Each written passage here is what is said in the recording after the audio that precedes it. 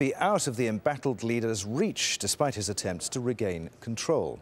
His forces launched fresh airstrikes on the strategic oil town of Brega, which is held by Gaddafi's opponents. Some reports say they may have been targeting the airport, where anti-government protesters and pro-Gaddafi forces had been fighting for control. It follows similar strikes on Wednesday when two warplanes dropped bombs on Brega's oil terminal. Anti-government rebels now say that they've cleared Brega of government forces.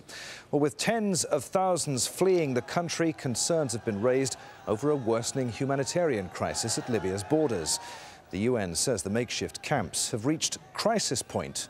More than 50,000 Bangladeshis are still trapped, and their government says that it has no plans to evacuate them. The chief prosecutor of the International Criminal Court says that he'll investigate Gaddafi, his sons, and those with authority over security forces for human rights violations. Luis Moreno Ocampo said that no one had the right to massacre civilians. And it's emerged that forces loyal to Gaddafi captured 3 Dutch Marines in the coastal city of Sirte on Sunday. They'd been involved in rescuing 2 Europeans who've since been handed over to the Dutch embassy in Tripoli. Let's get more now on the situation in eastern Libya. Hoda Abdulhamid joins us now live from Benghazi. Hoda, let's start with the situation then at the border. The UN says that matters there have reached crisis point. There's a developing humanitarian crisis underway. Well, certainly it is a very dire situation there at the border because of the sheer number of people who keep on arriving there every day, mainly foreigners who are trying to get out of the country as quick as they can.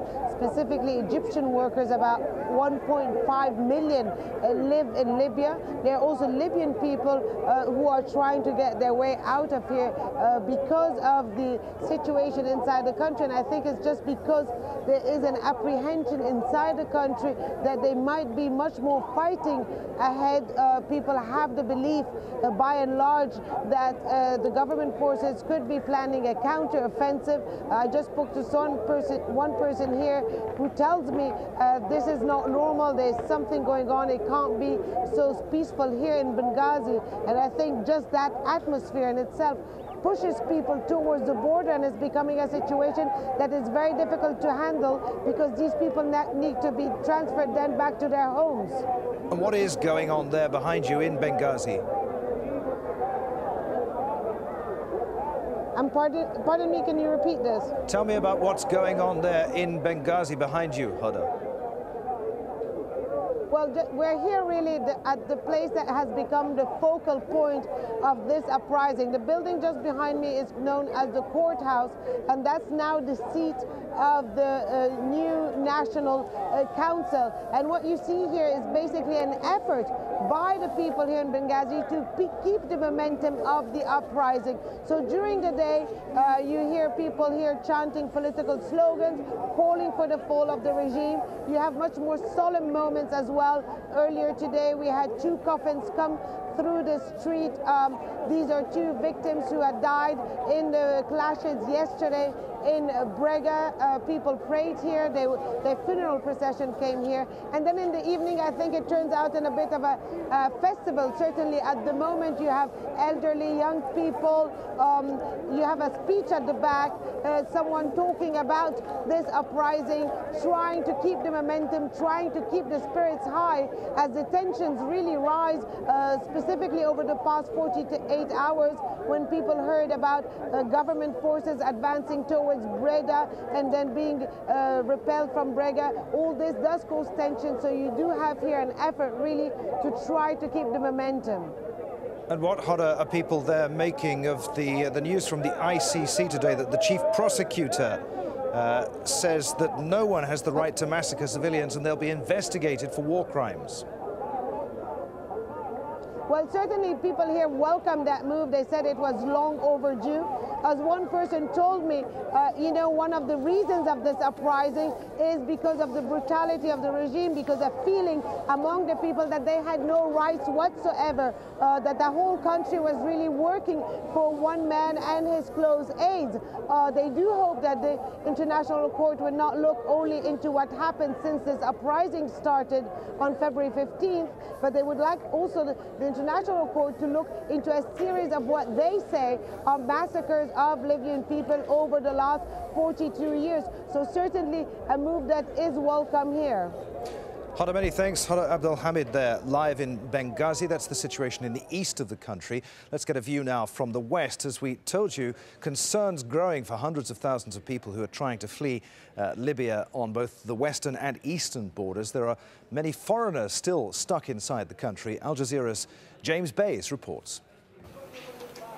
Arriving in Tunisia, the flow of people fleeing Gaddafi's Libya continues. Sit down, please. Sit down, sit down, sit down. More than 95,000 in 10 days. Egyptians, Bangladeshis, Vietnamese and Chinese. However, one UN agency says it's concerned about the nationalities that aren't coming across. The fact of the matter is that today we're not seeing West Africans, we're not seeing Sub-Saharan Africans coming out of the borders. The information that we are getting from inside Libya is that most of those nationals are terrified. They're living at home, they're hiding, their fear of being victims of xenophobic violence. We're getting emails of people who say they're running out of water, they're running out of food, they're running out of medicine. Among the thousands of people who've left Libya, we found one group from Ghana. We were told Africans are being forced to fight by Gaddafi's loyalists. I've even set my eye on some of my brothers in AlJazeera. They will catch all of the blacks people and they will give you a gun. And they will be at the back and they are saying that we should go forward and fight, once we don't even know how to fight. They were beating us, harassing us, they killed some of them.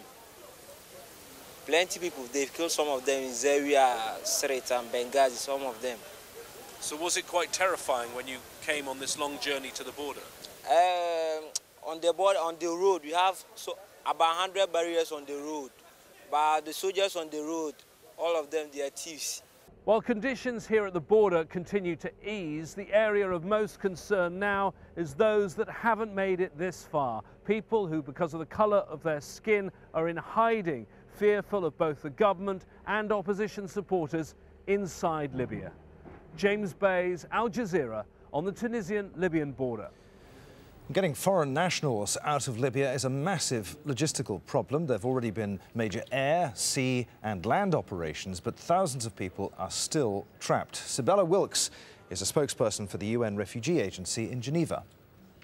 We've already established a camp with a capacity for 10,000 people. We're bringing in more tents. In the next 24 to 48 hours, we hope that the capacity of that camp will double. But it is a huge challenge. It's very cold at night, but we are hearing that particularly the water and sanitation situation is very critical. So it is imperative that people are helped to get home as quickly as possible. We're in touch with literally hundreds of refugees who say they're feeling absolutely trapped in Libya. They say that they're feeling hunted, they're feeling targeted. But from what the refugees have been telling us, they're saying that all Africans from sub-Saharan Africa are very much at risk at the moment. There's huge suspicion that they're